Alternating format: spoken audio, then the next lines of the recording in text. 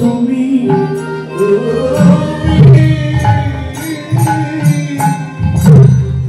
কৃপা করে জীবে ধরা দিয়ে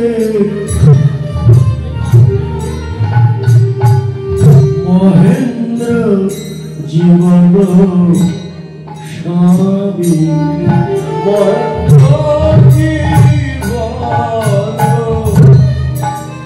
জীবন স্বামী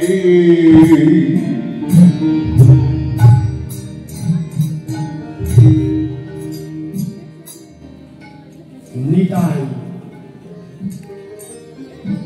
নিতাই বিনে গৌরের ভাব কেউ বোঝে না। গৌরের ভাব বুঝতে হলে নিতাইয়ের চরণ ধরতে হয়। নিতাই গৌর দুই ভাই,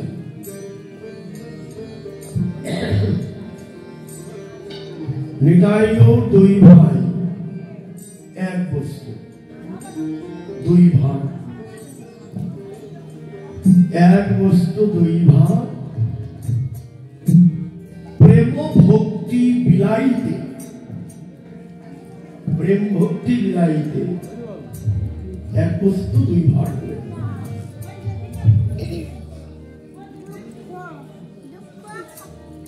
এক বস্তু দুই ভাগ হলে কিসের জন্য? প্রেম ভক্তি বিলাইতে। প্রেম নিবিড়ে কিশোরীর প্রেম, নিতাই ডাকে আয় রে চাঁদ, গৌর ডাকে আয়। দুই ভাই তারা, কিশোরীর প্রেম মানে ব্রজ কিশোরী রাধারানী, সেই প্রেম এনে বিলিয়ে দিয়ে লিখিয়ে দিয়ে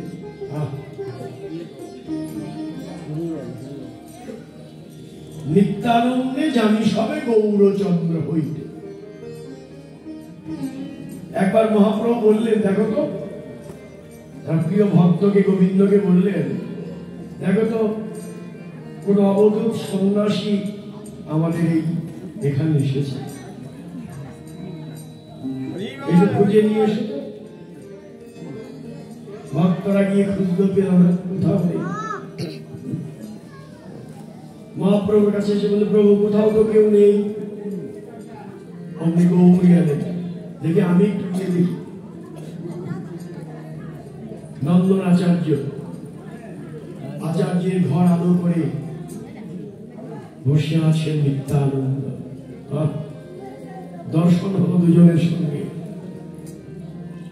নাসিকায় ঘ্রাণ, দুজনের দুজনের দর্শনে এই যে কি প্রেম, যে ভাব।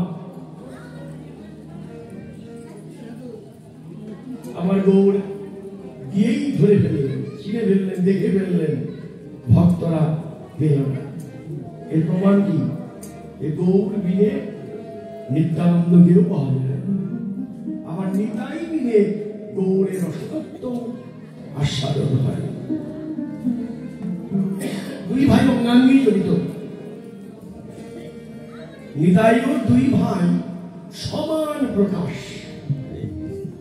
নিত্যানন্দ না মানিয়ে তার সব হবে সর্বনাশ। এক ভাইকে মানবে আর এক ভাইকে মানবে না, তুমি হবে অর্ধ কোটি সম,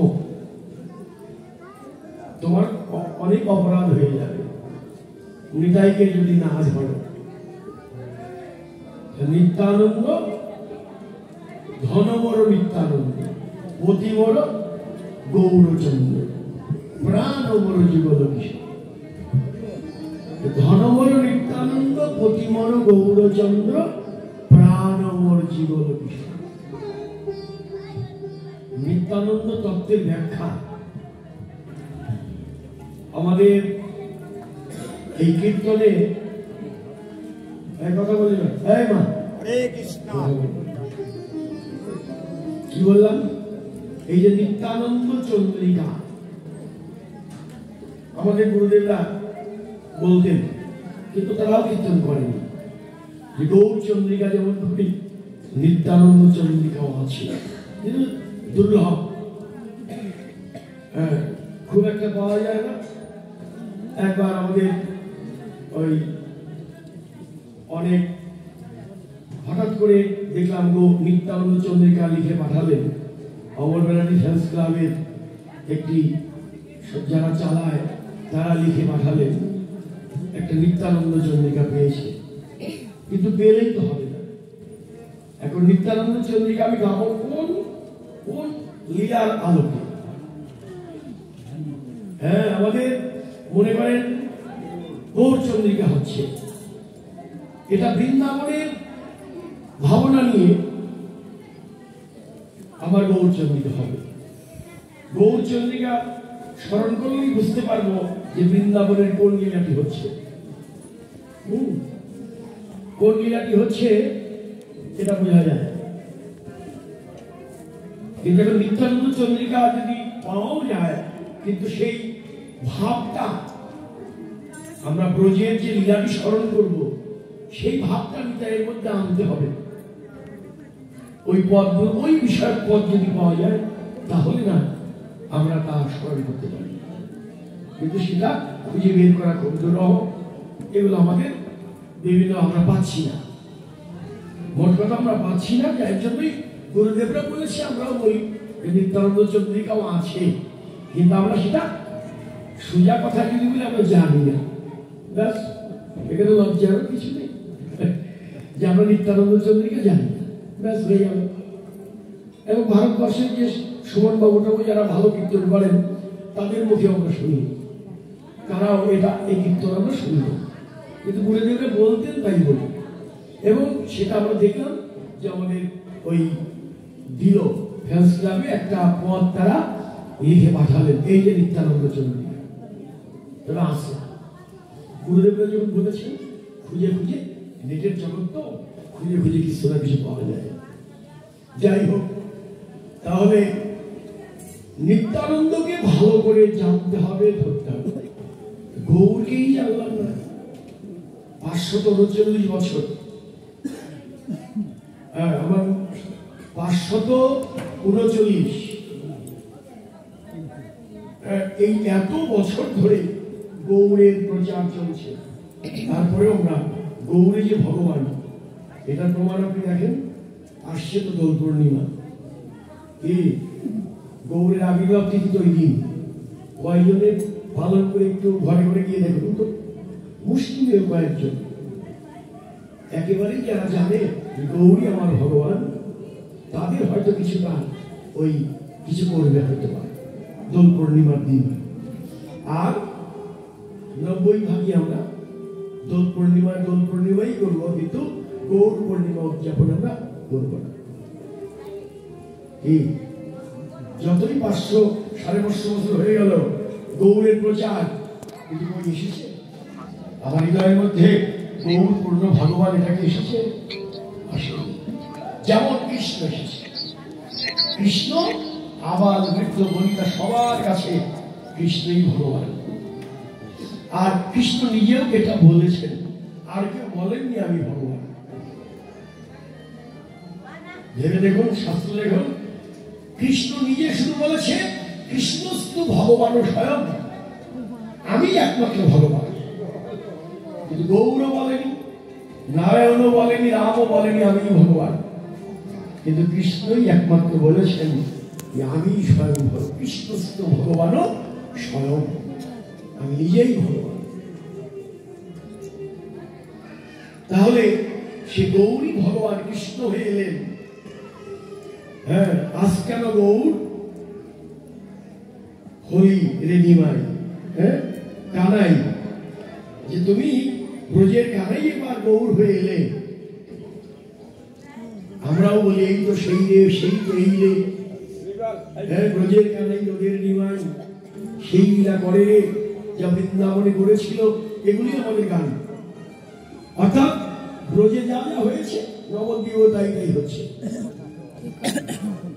কিন্তু তাই যদি হয় তাহলে সবার অন্তরে কেন গৌর এখন এল না? হৃদয়ের মধ্যে কেন জানল না যে আমার কলিযুগে একমাত্র আমার ভগবান হচ্ছে গৌরাঙ্গ মহাপ্রভু? আমার তো মনে হয় ইসকন না এলে, গৌরী বৈষ্ণবরা না এলে এতটুকু প্রচার হতো। হ্যাঁ, অন্যান্য প্রদেশে গিয়ে দেখেন, এই বাংলাদেশ তো সেদিনের বাংলাদেশ, এটাও অখণ্ড ভারতবর্ষ। দুদিনের কয়েকদিন 1971, বেশি দিনের কথা না, এ তো বাংলাদেশ ছিল না, অখণ্ড ভারত ছিল। হ্যাঁ, বিভিন্ন প্রদেশ আছে অখণ্ড ভারতে, অন্যান্য জায়গায় কৃষ্ণ কৃষ্ণ গিয়েছিল, এরকম আছে। তাদের মধ্যে জয় শ্রীরাম, জয় শ্রীরাম। আবার কোন কোন প্রদেশে সিদ্ধিদাতা গণেশায় নমঃ, আর কিছু জানবে না। দেখলেন? তাহলে এই যে সনাতন, সনাতনকে চেনা বড় কঠিন। গৌরী বৈষ্ণবরা কৃষ্ণ গৌর, এটাই তাদের অর্থ। বেশিরভাগ বৈষ্ণবের দিকে থাকে রাধাকৃষ্ণ, নিতাই গৌর, মাঝখানে একটা গোপাল, আর অন্য কিছু থাকে না, অন্য কিছু থাকে না। রাধাকৃষ্ণ, নিতাই গৌর, গোপাল, এই শুদ্ধ গৌর বৈষ্ণবের ভজনের মধ্যে আর কিছু তাদের ওই মন্দিরে আপনারা পাবেন না। কিন্তু যারা সবাইকে শ্রদ্ধা করে, তাদের ঘরে আবার বিভিন্ন চিত্রপট থাকে, দেব দেবীও আছে, ভগবানও আছেন, গৌরও আছেন, সবই তারা আসনে রেখে সবাইকে ভক্তি করে। বলো, তাহলে এই যে আমাদের সনাতন ধর্মের যে বিভিন্নমুখী ধারা, এটা একদিকে যেমন জটিলতাও করেছে, আবার একদিকে আমাদের সনাতনীদের ধর্মের বৈচিত্র্যতাও এনে দিয়েছে।